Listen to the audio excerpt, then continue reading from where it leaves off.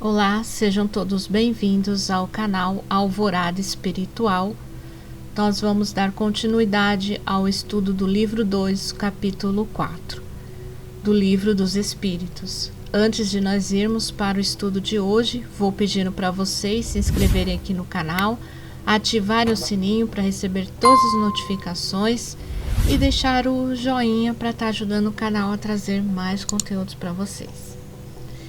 Nós vamos dar continuidade ao item Pluralidade das Existências.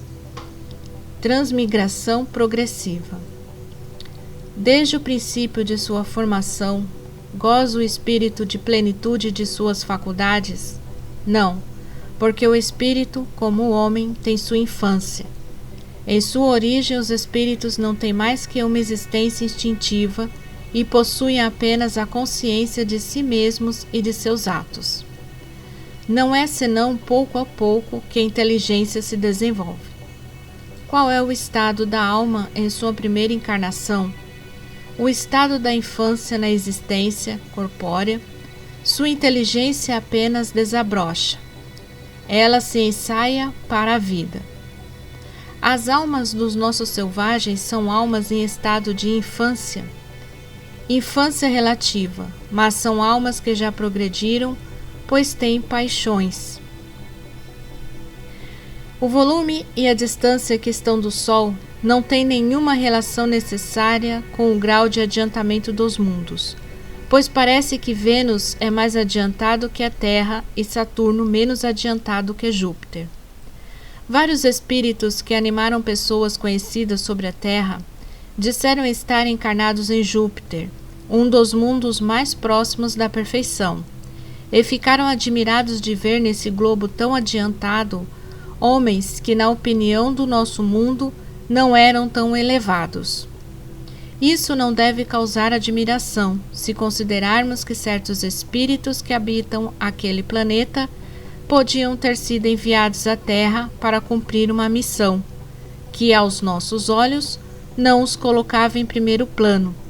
Em segundo lugar, que entre a existência que viveram na Terra e a que vive em Júpiter, devem ter tido outras intermediárias, nas quais se melhoraram.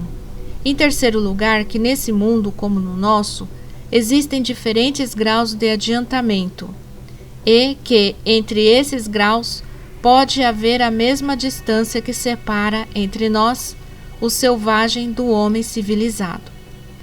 Assim, do fato de habitar em Júpiter, não se segue que estão ao nível dos seres mais avançados, da mesma forma que não se está ao mesmo nível de um sábio de instinto só porque se habita em Paris. As condições de longevidade não são também em toda parte as mesmas sobre a Terra, e a idade não se pode comparar. Uma pessoa encarnada havia alguns anos sendo evocada. Disse estar encarnada 6 meses, num mundo cujo nome nos é desconhecido. Interrogada sobre a idade que tinha esse mundo, respondeu: não posso avaliá-la, porque não contamos o tempo como vós. Depois, o nosso mundo de vida não é o mesmo. Desenvolvemo-nos com muito maior rapidez. Embora não faça mais que 6 dos vossos meses que lá estou, quanto à inteligência, posso dizer que tenho 30 anos de idade, que tive sobre a Terra.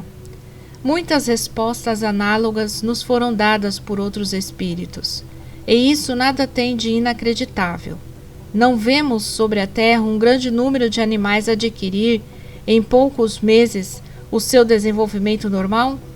Por que não poderia ocorrer a mesma coisa com o homem de outras esferas? Notemos, por outro lado, que o desenvolvimento alcançado pelo homem na Terra, na idade de 30 anos, pode ser uma espécie de infância, comparado àquele que deve alcançar.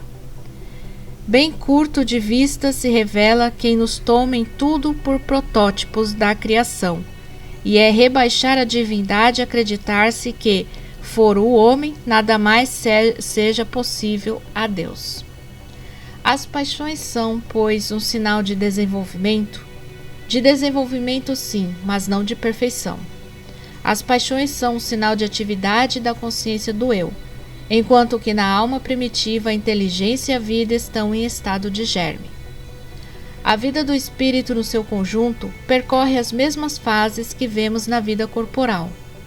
Passa gradualmente do estado de embrião ao da infância, para alcançar por uma sucessão de períodos a idade adulta, que é a da perfeição, com a diferença de que não conhece o declínio e a decrepitude como na vida corporal, que essa vida que teve começo não terá fim, que é preciso um tempo imenso do nosso ponto de vista para passar da infância espírita a um desenvolvimento completo, e seu progresso se realiza não sobre uma só esfera, mas passando por mundos diversos. A vida do espírito se compõe, assim, de uma série de existências corporais, sendo cada uma, para ele, uma oportunidade de progresso, da mesma forma que cada existência corporal se compõe de uma série de dias em cada um dos quais o homem adquire um acréscimo de experiências e de instrução. Todavia, da mesma forma que na vida do homem existem dias que não produzem fruto, na vida do espírito há existências corporais sem nenhum resultado, porque ele não as soube aproveitar. Pode-se desde esta vida, por uma conduta perfeita, superar todos os graus e tornar-se espírito puro sem passar pelos graus intermediários? Não, pois o que o homem acredita ser perfeito está longe da perfeição.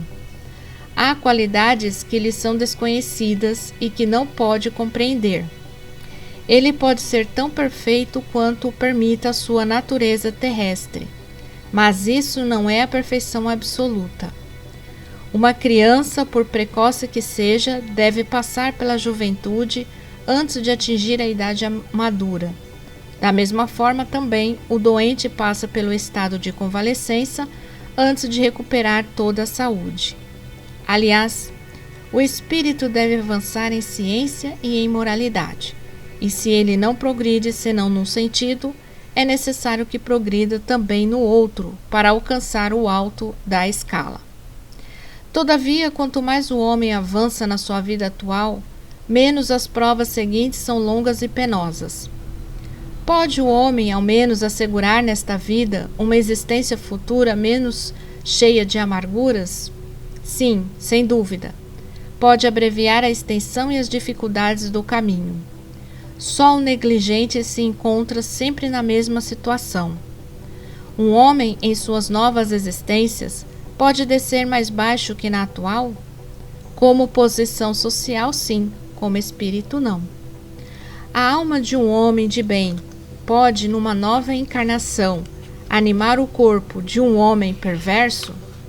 Não, visto que ela não pode degenerar. A alma de um homem perverso pode vir a ser a de um homem de bem? Sim, se se arrependeu, e isso, então, é uma recompensa. A marcha dos espíritos é progressiva, jamais retrógrada. Eles se elevam gradualmente na hierarquia e não descem da categoria que já alcançaram. Nas suas diferentes existências corporais, podem descer como homens, mas não como espíritos. Assim, a alma de um potentado da terra pode mais tarde animar o mais modesto artesão e vice-versa, porque as posições entre os homens frequentemente estão na razão inversa da elevação dos sentimentos morais. Herodes era rei, Jesus carpinteiro. A possibilidade de melhorar-se numa outra existência não pode conduzir certas pessoas a perseverarem no mau caminho com a ideia de que poderão sempre corrigir-se mais tarde? Aquele que pensa assim não crê em nada, e a ideia de um castigo eterno não o deteria mais, porque a sua razão a repele e essa ideia conduz à incredulidade sobre todas as coisas. Se houvesse empregado apenas meios racionais para conduzir os homens, não haveria tantos céticos. Um espírito imperfeito pode, com efeito, pensar durante sua existência corporal, como dizes, mas, uma vez desligado da matéria, ele pensará de outra forma, pois perceberá que fez cálculo errado, e é então que trará um sentimento contrário em uma nova existência.